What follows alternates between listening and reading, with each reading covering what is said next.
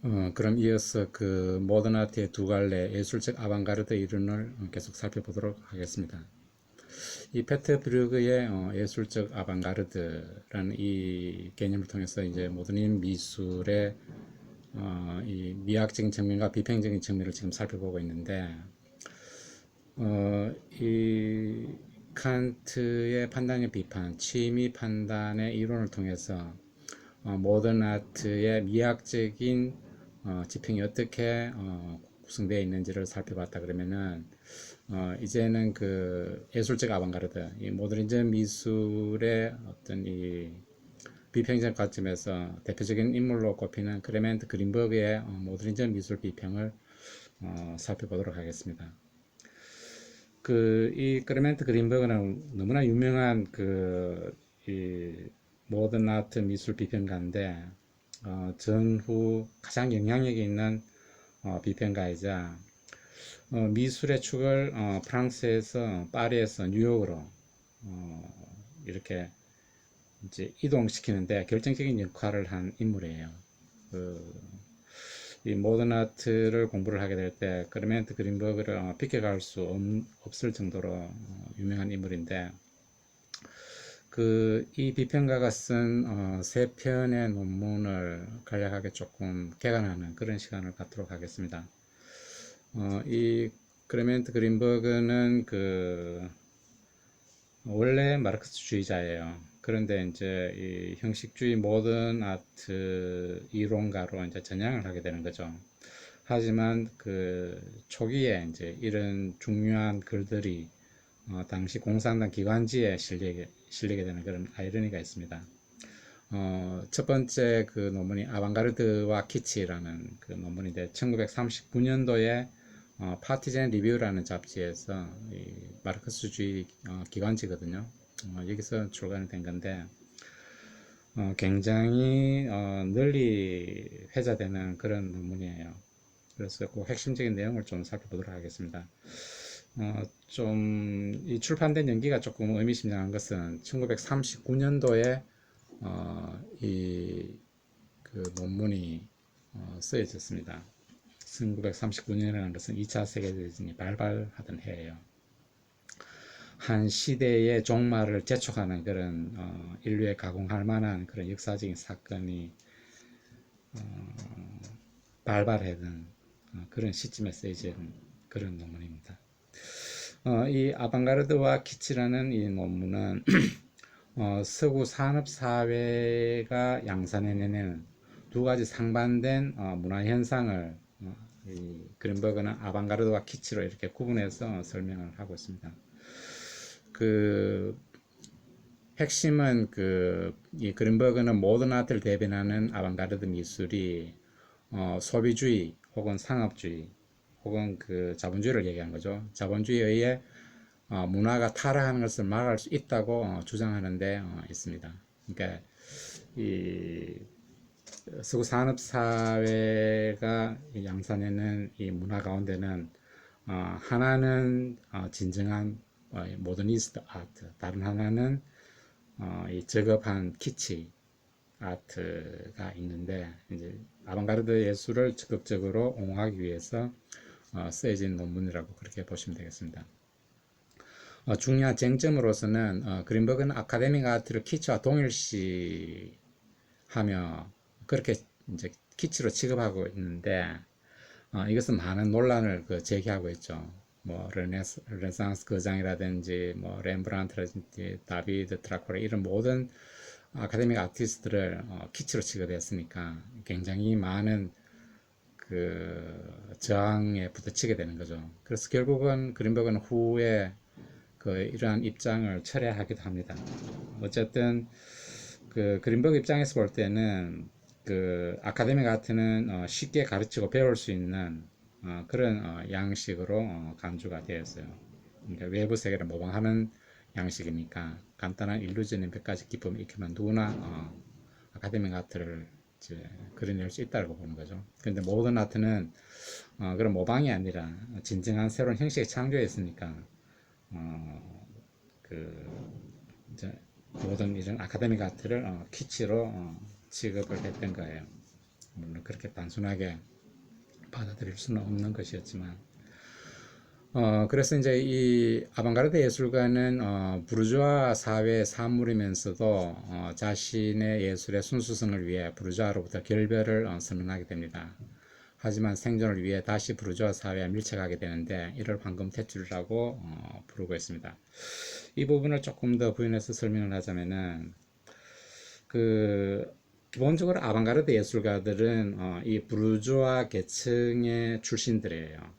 이 부르주아 사회, 부르주아 계층이라고 얘기하는 것은 그 당시 오랜 봉건 왕조 계급 사회에 저항하면서 실제로 이제 이 프랑스에서 이제 프랑스 대혁명을 주도한 사회 계층이 바로 이 부르주아 계층이거든요. 이 부르주아 계층이 주도하는 이 기존에 있는 사회에 대한 비판 의식 이런 맥락에서 아방가르드 예술가들이 출현하게 됩니다. 그래서 근본적으로 아방가르드 예술가들은 부르주아 계층, 부르주아 사회의 산물이에요. 그러니까 이 괴를 같이 하는 거죠. 그렇지만 아방가르드 예술가들은 이 부르주아 사회와 결별하지 않으면 안 된다고 생각합니다. 왜? 부르주아 계층은 끊임없이 이제 아방가르드 예술가들한테 자본의 논리를 드러내면서 이렇게 해라 저렇게 해라 끊임없이 요구를 하게 되는 거예요. 그렇지만 아방가르드 예술가들은 자기의 예술의 순수성을 지키기 위해서 자본주의 사회의 어떤 그런 돈의 논리로부터 벗어나서 예술의 순수성을 갈구하고 구축하기 위해서 부르주아 사회와 결별을 선언하게 됩니다. 이게 바로 예술의 자율성의 모토예요. 예술은 순수해야 된다. 외부 세계와는 상관없이 하나의 어떤 절대적인 가치를 추구해야 된다는 이런 논리를 지향하고 있기 때문에 부르주아 사회와 결별을 선언하게 되는 거죠. 그렇지만 이 부르주아 계층이 갖고 있는 그 이 자본, 돈과 동떨어져서 아무것도 묵지 않고 굶어 죽으면서 계속 이제 작업을 할 수 없으니까 슬그머니 다시 이제 부르주아 사회와 결탁하게 됩니다. 이것을 이제 그린버그는 황금 탯줄이라고 그렇게 불렀어요. Umbilical Cord of Gold라고 얘기하는데 굉장히 그 설득력이 있는 하나의 어떤 그 미술 전문 용어로 지금 정착돼서 황금 탯줄이라는 용어가 작업하시는 분들은 누구나 알겠지만 작가는 자기가 하고 싶은 걸 이제 그리고 싶은 걸 그리고 작업하고 싶은 걸 하기를 원하는 거죠. 그런데 그 미술계에서 특히 미술 시장에서는 화상들 이런 사람들은 요즘 시장이 이렇게 흘러가니까 이렇게 그려달라 이렇게 그래야 작품이 잘 팔린다 이런 끊임없이 요구를 하게 되는 거예요. 그런 요구를 받을 때마다 작가는 이제 사실 그 이제 분노하게 되는 거죠. 자기 어떤 예술의 순수성을 위해서 어떤 시장을 과감하게 탈피해버리고 그 순수한 그 예술적 가치를 추구하기를 원하는 게 어떤 이 작가의 어떤 하나의 모던 아트의 하나의 어떤 그 뭐 지조이나 그랬어요. 이 벤고가 이제 대표적인 그런 인물로 묘사될 수 있는데 그 어쨌든 그 아방가르드 미술가랑 이 부르주아는 하나의 애정 관계였습니다. 부르주아 계층의 출신이면서도 결별을 선언하게 되고 결별을 선언하면서도 다시 부르주아의 어떤 그런 그 돈과 연결이 되는 그런 역설적인 관계에 있다고 이해를 하시면 되겠습니다. 그래서 이러한 아방가르드 예술가들은 사회로부터 물러난다는 얘기, 외부 세계로부터 물러나서 즉 부르주아의 혁명적 정치를 거부하고 절대적인 가치를 추구하게 됩니다. 이제 절대적인 가치라고 얘기하는 것은 외부 세계와 연결이 되면 상대적인 가치를 전락하게 되는 거거든요. 그렇지만 외부 세계를 과감하게 버리고 예술이 갖고 있는 그 자체만의 가치를 추구를 하게 됩니다. 그래서 절대적인 가치를 추구하게 된다고 얘기하는데 모든 상대적인 거, 모순적인 것을 배제하게 될 때 거기서 남는 건 뭘까요? 결국은 주제나 내용이 사상되어 버리고 이런 것들이 배제가 되어 버리게 되면 남는 것은 오로지 비재현적인 것, 추상적인 그런 예술로 갈 수밖에 없는 그런 구조로 되어 있습니다. 그렇게 해서 이제 이 순수한 추상적, 비재현적 예술로 이 아방가르드 예술은 나아가게 됩니다.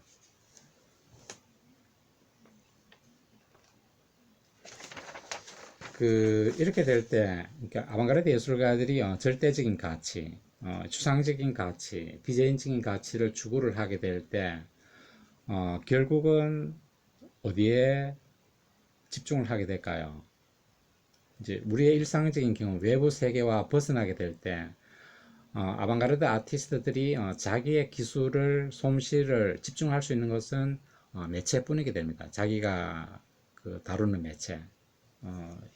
이제 화가들이 다루게 되는 자신의 매체라고 얘기하는 것은 결국 캔버스와 물감, 붓 이런 것이 되는데, 그렇게 될 때 아방가르드 예술가의 관심은 캔버스 내에서 여러 가지 주제에 해당되는 공간, 표면, 색채, 형태 이런 것들을 창조하고 배열하고 발견하는 이런 미술을 지향하게 됩니다. 그렇게 될 때 이러한 이 형식주의적인 요소와 관련이 없는 모든 것은 배제하게 되는 거죠. 그게 바로 주제와 내용에 대한 내용이 이제 그게 해당되는 거죠. 그렇게 해서 이제 아방가르드 예술가들은 이 형식주의 모던 아트로 지칭이 되게 됩니다. 이렇게 될 때 이제 아방가르드 미술은 이제 전문화가 되어버리는 거죠. 왜? 내용은 그러니까 미술은 뭔가 얘기했을 때 이게 뭘 그랬지라는 이런 의문을 갖고 이제 작품에 접근하게 되는데 뭘 그랬지라고 얘기하는 주제와 내용이 사라져 버리니까 대중들은 당황하게 됩니다. 그래서 이제 아방가르드 예술가는 전문화되어 버리고 대중으로부터 소외가 되어 버리는 그런 현상이 일어나게 되는 거예요. 그래서 이제 초기에 아방가르드 아트 이제 이걸 주장하는 이론가들, 이제 크라이베르나 라즈프라이 이런 이론가들, 비평가들은 이런 새로운 시대에 새로운 이 고급 예술이 출현했는데 불구하고 대중이 이해를 못하는 것에 대해서 굉장히 절박한 심정을 갖고 아방가르드가 갖고 있는 그 예술적 가치를 적극적으로 설파하기 위해서 굉장히 노력을 많이 해요. 그런 이제 바톤을 이어받아서 이제 그린버그가 계속 이제 이 아방가르드가 갖고 있는 예술적인 가치를 적극적으로 이제 옹호하게 되는 그런 이제 관점에서 이런 이론들을 펼쳐내게 되는 거죠.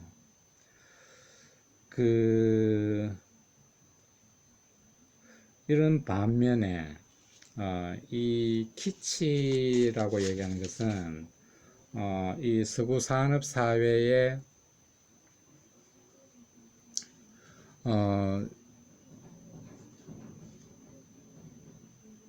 키치라고 얘기하는 것은 서구 산업 사회에 이제 두 가지 상반된 계급과 문화를 양산했다고 하면은 이제 한쪽은 아방가르드고 다른 한쪽은 이제 키치 문화에 해당되는데 이 키치는 흔히 이제 대중문화, 대중예술의 맥락에서 접근을 하고 이해를 하시면 돼요.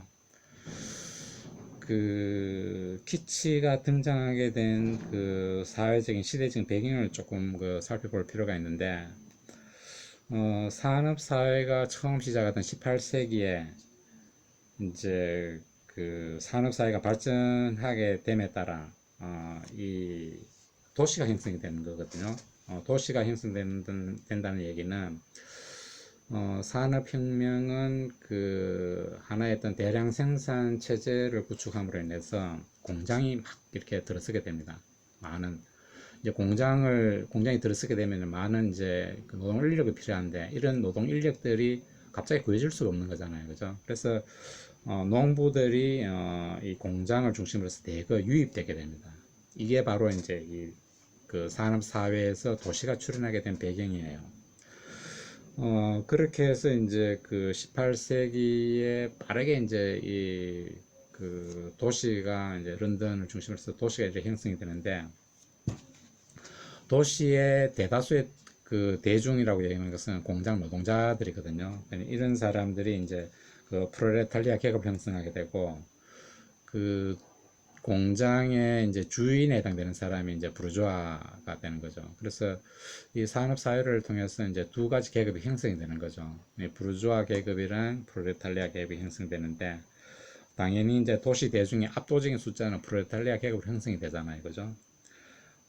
그런데 그 도시 이 대중들은 굉장히 그 일종의 하드워크, 이 상당한 이 노동에 시달리면서도 노동법에 의해서 이제 보장된 그 이제 하루를 이제 휴식을 취하게 되면은 뭐 일요일 날 이렇게 이제 하루 쉬게 되는 날, 좀 여유를 부리기 위해서 이제 도시를 이렇게 배회하게 돼버리면은 주로 갈 데가 어디 있겠습니까?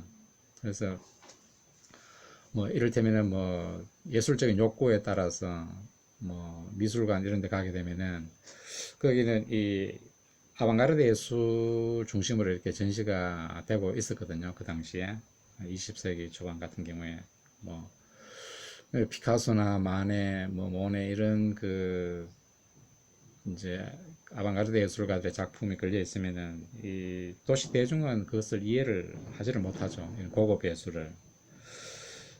이렇게 됐을 때 도시 대중들은 그 의문을 제기합니다. 어, 우리에게도 필요한 그런 하나의 어떤, 우리도 예술적 욕구가 있는데 왜 우리를 위한 예술이 없느냐. 이렇게 이제 자기네들의 그 이제 예술적 욕구를 충족시켜 줄 수 있는 예술이나 문화가 필요하다. 이런 요구에 부응하기 위해서 출연하게 된 게 키치라고 볼 수 있어요. 그래서 이제 이 키치 예술의 대표적인 것은 뭐 사진, 영화, 만화 이런 것들이 아주 주류를 형성하겠죠. 그리고 뭐 광고라든지 일러스트레이션이라든지 뭐 대중소설, 통속소설 이런 것들이 이제 키치 예술의 주류를 이렇게 형성을 하게 됩니다. 그린버그는 이런 그 20세기 초반에 이제 이 키치 문화가, 키치 예술이 굉장히 활성화되어 있으니까, 여기에 이제 마스스 아방가르드 예술의 가치를 옹호하기 위해서 이제 이거를 쓰긴 했는데, 그런 맥락에서 그린버그는 키치를 과감하게 폄하를 합니다. 그러니까 키치는 우리의 어떤 그 삶의 허위이고 고객의 돈만 요구한다.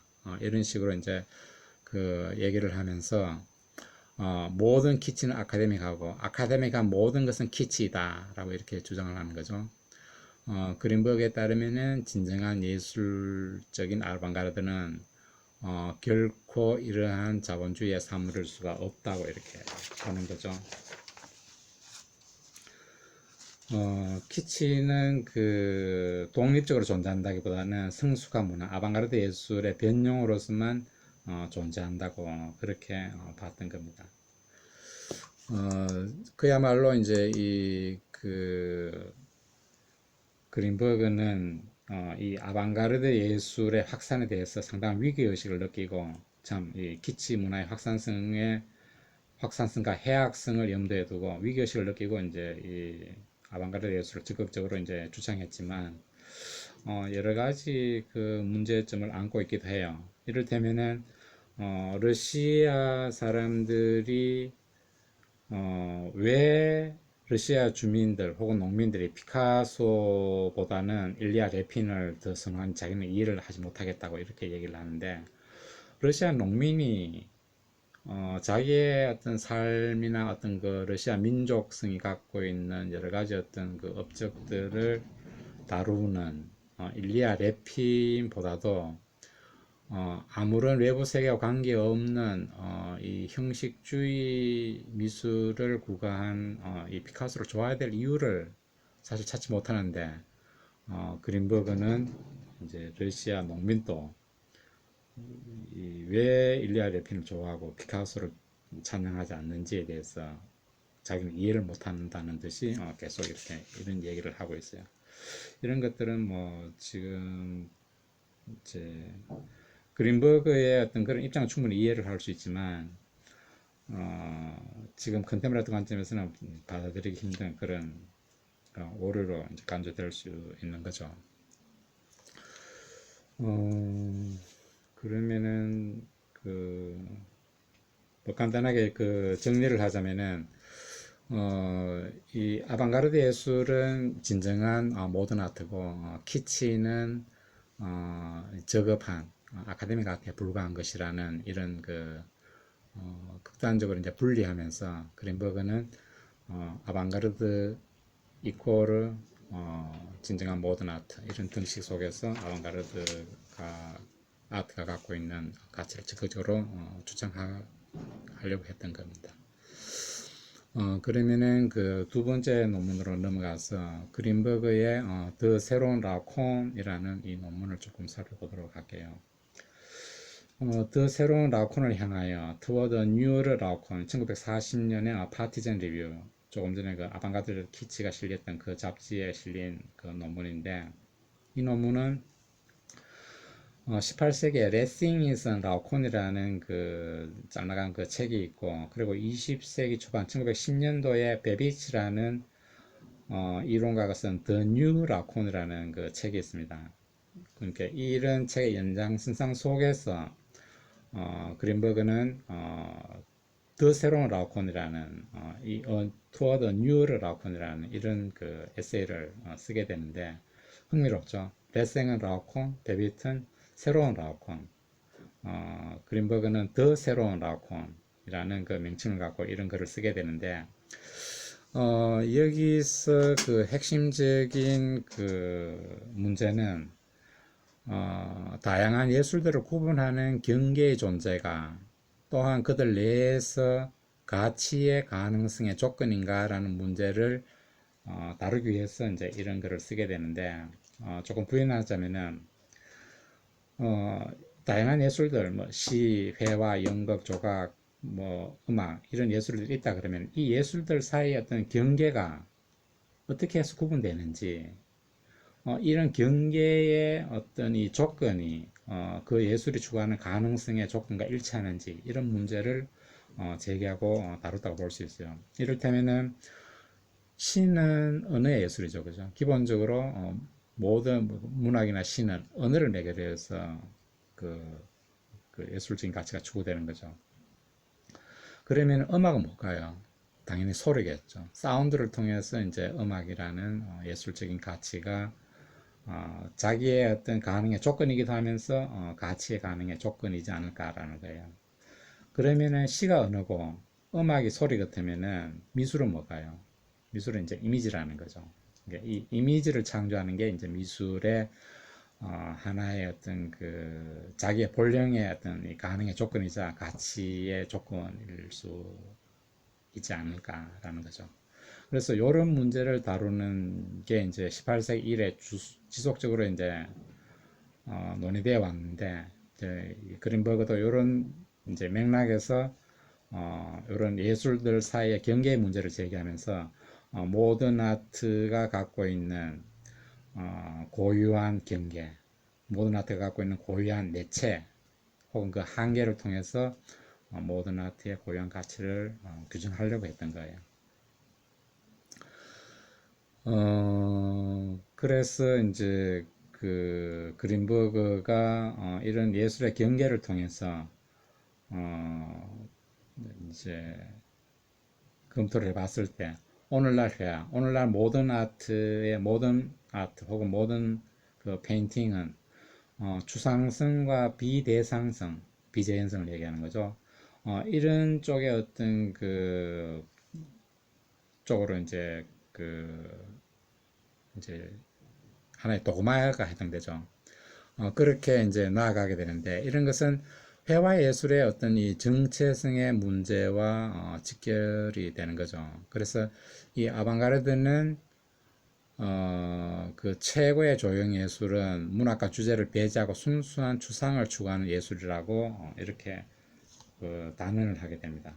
그래서 아방가르드 아트, 모던 아트의 순수성이라고 얘기하는 것은 이 문학의 주제성 혹은 내용을 배제하는 방식으로서 추상성과 비대상성을 강조하는 방식으로서 오로지 순수한 추상을 추구하는 방식으로 가야 된다고 이렇게 보는 거예요. 이제 이런 걸 역사적인 맥락에 따라서 이제 분석을 하면서 접근하게 되는데 그린버그는 17세기는 이제 문학이 지배하던 시대고 회화와 조각은 종속 예술로 불렸다는 거예요. 이거는 그 이제 문학은 주제나 내용을 갖고 있는 거잖아요, 그죠? 그렇게 그게 아니면 이제 그 문학이 성립할 수 없으니까. 이 17세기는 문학이 하나의 지배 예술이고 다른 모든 예술들은 이 문학이 갖고 있는 주제성 혹은 내용성 이런 것들을 공유를 하게 될 때 다른 예술들도 문학의 레벨로 이렇게 올라갈 수 있다고 이렇게 본 거예요. 그래서 회화, 조각 이런 것도 이제 종속 예술로서 끊임없이 문학이 갖고 있는 주제성을 담아내려고 그렇게 했던 거예요. 그러니까 문학에서는 주제나 내용, 외부 세계를 그대로 담아내려고 하니까 자기 자신이 갖고 있는 본래의 매체, 회화의 본래 매체는 뭐예요? 캔버스, 물감, 붓이잖아요, 그죠? 그런데 이런 캔버스, 물감, 매체가 갖고 있는 속성을 탁 이렇게 거부를 하고 이것을 감춰버리고 이 자기의 전문적인 솜씨를 이렇게 발휘함으로 인해서 이를테면 이제 일루전의 효과, 음영법, 모방, 그러니까 이 원근법, 모델링 이런 기법을 통해서 자기가 갖고 있는 매체의 속성, 이제 붓으로 그렸다든지 이게 이미지가 그대로 있는 게 이게 캔버스라는 이런 걸 속성을 완전히 없애버리고 주제를 드러내게 되는 거예요. 그러니까 이 외부 세계의 내용을 드러내는 방식으로 나아갔다는 거예요. 그러니까 이 17세기 예를 들어서 렘브란트의 뭐 어떤 그 뭐 뭡니까 뭐 탕자의 뭐 귀환 이런 작품을 보게 되면은 마치 이제 성서의 한 내용을 구현해내는 그 장면을 보는 듯한 그런 착각이 들 정도로 그 사실 리얼하게 이제 그 장면이 포착되어 있는데 이런 것들은 이 문학적인 그 요소를 그대로 회화가 구현하려고 했기 때문에 이렇게 나타나는 현상이라는 거예요. 그렇게 해서 이제 17, 8세기 회화 조각은 탁월한 일루전 효과를 발휘해서 문학의 효과를 성취하려고 했던 거예요. 이제 그 주제, 내용 이런 것들을 확 이렇게 관객한테 전달하기 위해서 이런 기법을 발휘했다는 겁니다. 그러다가 그 19세기에 접어들게 되면은 17, 8세기, 19세기 접어들게 되면은 이 회화는 점차 이 문학적인 그런 요소를 버리고 자기 매체에 눈을 돌리는 방향으로 선회하게 된다는 거예요. 이제 그게 이제 구르베라든지 마네라든지 고야가 갖고 있는 이런 세 명의 화가가 이제 진정한 최초의 아방가르드 예술가로 이렇게 지칭하게 되는데 점차 주제에 대해서 이제 약간 무관심해지고 이 캔버스가 갖고 있는 평면적인 거, 이런 요소에 이제 점차 그 주목을 하게 됩니다. 그렇게 해서 이 아방가르드 회화의 역사가 이 매체의 저항의 점진적인 승복 혹은 굴복의 역사로 이렇게 이제 규정을 짓게 되는데 이 굉장히 중요한 하나의 모토가 되어요. 이것은 매체가 저항한다는 얘기는 이 회화의 매체는 캔버스 2차원적 평면인데 17세기, 18세기 화가들은 끊임없이 그에 대해 입체감, 깊이감을 이제 부여하려고 했던 거잖아요. 그죠? 일루전 기법을 통해서. 그렇게 해서 회화가 저항한다는 얘기는 2차원 평면이야. 2차원 평면 그대로 살려. 내가 왜 자꾸 나는 이 매체의 속성이 평면적인 건데 왜 그게 자꾸 입체감, 깊이감을 부여하려고 하느냐. 그러니까 회화 매체가 갖고 있는 이 평면적인 것을 그대로 살려내는 방식으로 작업을 해라. 이렇게 매체가 계속 저항한다는 거예요. 이런 매체가 저항함에 따라서 화가들이 그래, 네 말이 맞다. 우리가 왜 자꾸 이 평면의 캔버스에 그리면서 입체감을 자꾸 부여하려고 하지? 왜 자꾸 조각을 닮으려고 하지? 왜 문학적인 주제를 그렇게 살려내려고 하지? 이거는 우리의 어떤 그 회화 예술을 갖고 있는 본래 매체에 반한다고 이렇게 보고 거기에 대해서 매체가 저항하는 데 대해서 점진적으로 이제 승복하고 네 말이 맞다고 이렇게 인정을 해주는 그런 미술 쪽으로 나아가게 됐다는 거예요. 이렇게 이제 매체가 저항함에 따라서 그게 승복, 굴복한 결과는 어떻게 될까요? 당연히 회화 예술에서 모방이 이제 제거되게 되는 거죠. 모방이 제거된다는 건 뭘 뜻하는 거예요? 문학이 갖고 있는 주제성도 자연히 사라지게 된다는 거죠. 그렇게 됐을 때 회화 조각 사이에 이제 혼동은 더 이상 일어나지 않게 되는 거죠. 조각은 3차원의 예술, 회화는 2차원의 평면적인 예술. 이런 식으로 이제 그 예술들 사이에 이제 구분이 짓게 된다는 그런 얘기가 됩니다. 그래서 이 모던 아트가 이제 본격적으로 발달하게 되면은 명암법, 음영법, 모델링 이런 것들이 점차 사라지게 된다. 이 그린버그가 그 나름대로 그 탁월한 관찰력을 보이는데 실제로 이제 이 모던 아트 역사를 이렇게 쭉 이렇게 나열해 보면은 명암법, 음영법, 모델링 이런 게 점차 사라집니다. 이 이제 인상파에서 후인상파, 이제 큐비즘, 퍼비즘, 추상으로 넘어가면서 이런 그 이제 알류즈는 기법이 이제 사라지고 원색이 이제 그 여러 가지 어떤 그 색조를 대체하게 되는 방식으로 가게 되고 붓자국을 그대로 남기는 방식으로 막 작업을 해요. 예전에 붓자국을 다 없애기 위해서 온갖 뭐 유약을 바르고 이렇게 했는데 붓자국 이거 붓으로 그린 거니까 붓자국 그대로 이렇게 살려두는 방식으로 작업을 하게 됩니다. 중요한 것은 이제 화면에 이제 가상적인 깊이가 점점 이렇게 얇아지게 되는 거죠. 평면적으로 간다는 얘기가 됩니다. 그래서 이제 최초에 이제 그 사실적 회화적 공간 이런 것들이 붕괴되고 대상의 의미는 이제 파괴되고 이런 건 이제 큐비즘 미술에서 이제 잘 이렇게 드러나게 되는 거죠.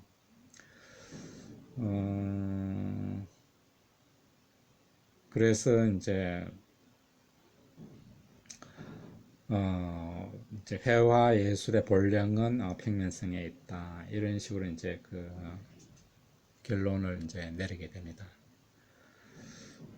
그린버그는 그 본인은 이제 추상 미술이 가치 있는 유일한 기준이라고 생각하지 않는다. 이런 요 글의 말미에서 이런 표현을 쓰고 있는데 이거는 마지막 하나의 그 퇴로를 남겨두는 것 같아요. 추상 미술만 미술이고 나머지 미술은 아니다라고 얘기하는 것들이 엄격하게 적용했을 때 수많은 예술들이 이제 배제되고 이렇게 되니까 나름대로의 어떤 그 미술 전문가로서의 일말의 양심을 이렇게 남겨두기도 했습니다.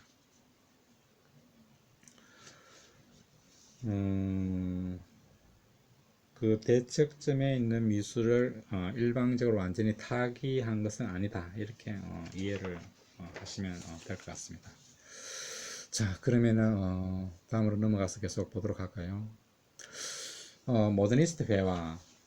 이것은 그 이 그린버그의 그 모던 아트 이론을 집대성한 그런 그 논문이라고 볼 수 있는데 1960년대 2차 세계대전 이후 1960년대 포럼 렉처럴스라는 그 잡지에 실린 그 글입니다.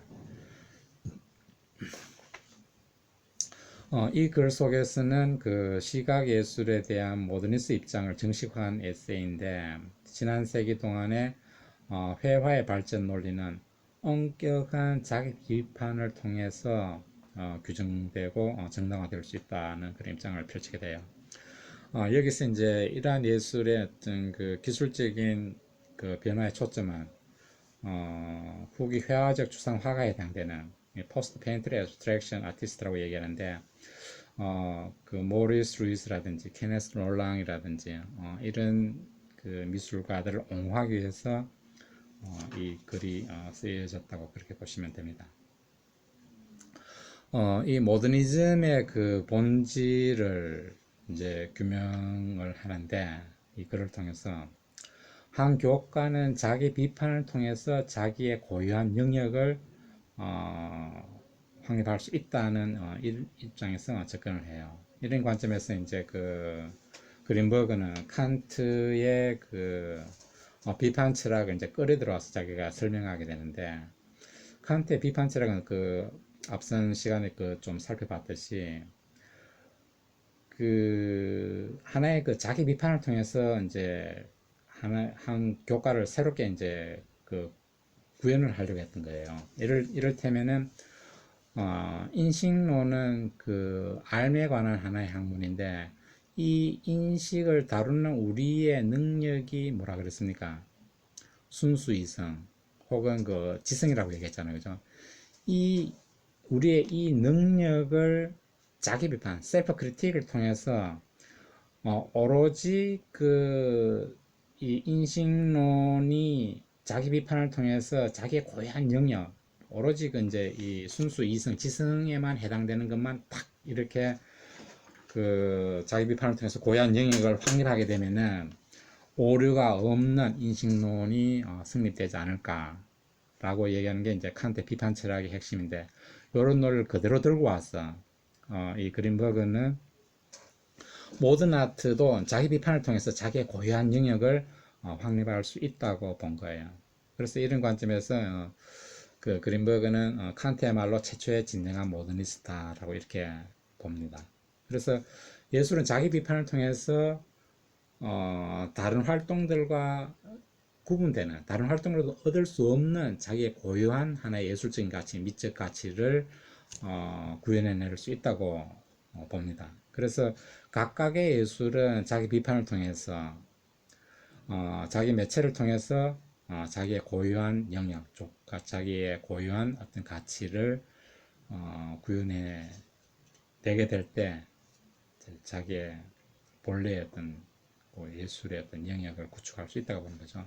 그래서 모든 아트는 이런 관점에 봤을 때 자기 비판을 통해서 다른 것과 섞여져 있지 않는 순수한 하나의 어떤 이 독립된 영역을 구축하게 되는데, 회화 예술의 본질은 자기의 매체의 본질에서 찾는 거예요.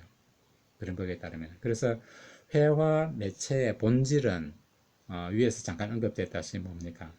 평면성입니다.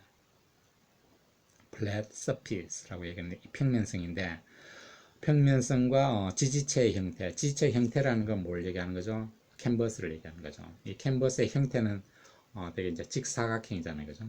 그래서 이런 그 지지체의 형태, 평면성, 그리고 이제 물감의 속성, 이런 것들이 회화 예술의 하나의 어떤 그 본질이다. 이 회화가 뭐지? 라는 그 셀프 크리틱, 자기 비판을 통해서 봤을 때 우리가 다루는 예술은 결국은 그 캔버스, 물감, 묻히구나. 그것이 갖고 있는 속성이 뭐지? 평면성과 지지체 형태인 사각형과 물감의 속성이다. 그래서 이제 이것이 우리가 이제 그 회화, 모든 회화가 기댈 수 있는 유일한 하나의 어떤 그 근거라고 이렇게 보는 거예요. 이제 이런 관점을 봤을 때, 그 옛날에 그 대가들은, 그러니까 이 사실주의 화가들은 이런 매체를, 그러니까 평면성, 지지체 형태, 물감의 속성 이런 걸 은폐하고 부정하려는 방식으로 끊임없이 작업을 해왔다고 보고, 실제로 그렇죠, 그죠? 이런 매체가 갖고 있는 속성을 은폐하기 위해서 일루전의 기법과 모델링과 음영법, 이 유약을 바르고 온갖 이런 걸 해서 이게 마치 이제 이 평면적인 그림이 아니고 실제 어떤 그 입체감을 갖고 있는 이 장면, 현장을 그대로 보여주려고 했던 그런 예술이었다 그러면, 모더니스트 화가들은 이러한 그 회화 매체가 갖고 있는 속성, 평면성이라든지 지지체 형태라든지 물감 속성 이런 것들은 이걸 긍정적으로 보는 거예요. 봐, 이게 바로 이게 이 회화 예술의 본질이야라고 이렇게 하는 거예요. 그래서 마네의 그림을 보면은 이제 뭐 이 덧칠한 거 뭐 이런 것들이 그냥 그대로 묻어나 있습니다. 다음 시간에 시간이 있으면은 이 이미지를 통해서 이런 걸 조금 다뤄봤으면 좋겠네요. 뭐 세잔의 캔버스 형태를 보면은 대상을 정확하게 이제 묘사하는 이런 것들은 완전히 포기를 해버려요. 이제 판약의 다른 미술로 이제 흘러가게 됐다는 얘기가 됩니다. 그래서 이제 이 모더니스트 회화 예술은 자기 비판 과정을 통해서 가장 이 근본적인 것은 지지체의 평면성을 강조하는 데 있습니다. 이 캔버스가 갖고 있는 이 평면성이야말로 회화 예술의 고유하고 다른 어떤 데서 찾을 수 없는 이 베타적인 하나의 그 속성이라고 이렇게 보는 거죠.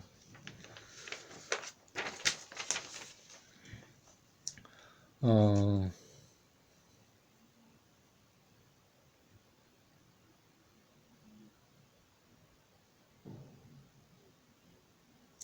그래서 어, 옛 대가들은 화면의 어떤 평면적인 속성과 대상의 3차원 사이의 모순을 예술적인 성공의 핵심으로 봤다 그러면은 모더니스트들은 이러한 모순을 피하려고 하지도 않고 해결하려고 하지도 않고 그 모순의 조건을 바꿔버린 거죠. 다시 말하면은 그 옛 대가의 그림을 보게 되면은 이 그림을 보기 전에 그 내용을 봅니다. 달리 말하면은 르네상스 그림이나 바로크 로코코 뭐 신고전주의 낭만주의 이런 그림을 보게 되면은 이게 뭘 그랬지라고 이렇게 보는다는 거예요. 내용을 본다는 겁니다. 내용에 초점을 가 있다 그러면은 모더니스트 그림은 이거는 내용이 없으니까 이거는 그냥 이미지야. 이게 무언가를 재현하는 게 아니냐. 그림으로 본다는 거예요.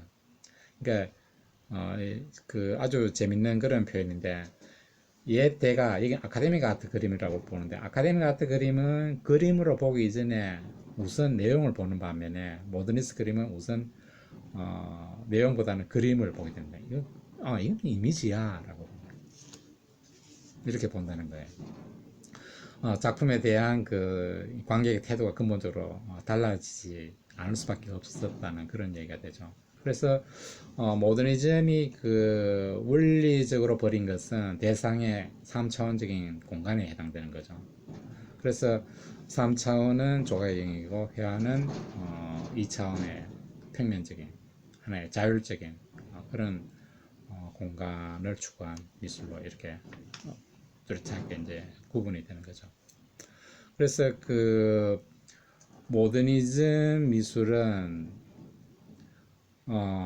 반조각적인 경향으로 계속 나아가고 이렇게 될 때 회화는 순수하게 시각적 경험의 문제로 귀결이 되게 됩니다. 이게 이제 순수한 시각적인 경험을 이제 관객들한테 요구하게 된다는 거죠. 그 회화 예술의 기준들은 이렇게 볼 때 철저한 단순화, 철저한 복잡화 방향 이렇게 나아갔다고 이렇게 봅니다. 음,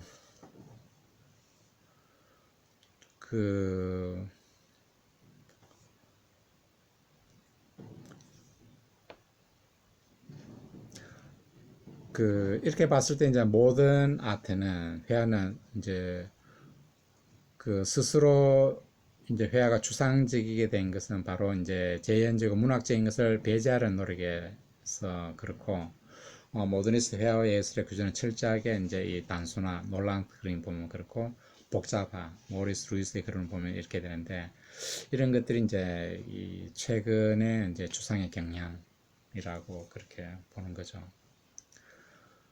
음, 그 마무리를 잠깐 하자면은 공간 개념에서 이제 차이점은 모더니스트 회화의 평면성은 결코 완전한 평면일 수가 없습니다. 그렇죠. 미세하게 이제 그런 큐비즘의 이제 그림을 봤을 때 완전히 이제 평면적일 수는 없는 거죠. 그렇지만 옛 대가들은 우리가 그 속에서 이제 걷는 것을 상상할 수 있는 그런 일루전을 창조했다면 모더니스트가 창조한 일루전을 우리가 단지 보고 눈으로만 여행할 수 있는 그런 공간으로 이제 전환이 되게 된 거죠. 음, 그 마지막 부분에서 모더니스트 예술가의 목적은 개인적이고 그것의 성공도 개인적이 됩니다. 굉장히 이제 이게 모든 아티스트들은 뭐라 그랬습니까? 하나의 어떤 천재로 지칭될 수 있을 정도로 하나의 개별적이고 성공도 개인적입니다. 모더니즘은 과거와 단절된 게 아니라 앞선 전통의 연속을 의미한다. 저널리즘은 단절과 평가하지만 진지한 비평하는 모더니스트 회화의 평면성은 역사적 필연성, 연속성이라고 평가한다. 이 그린버그의 입장이에요.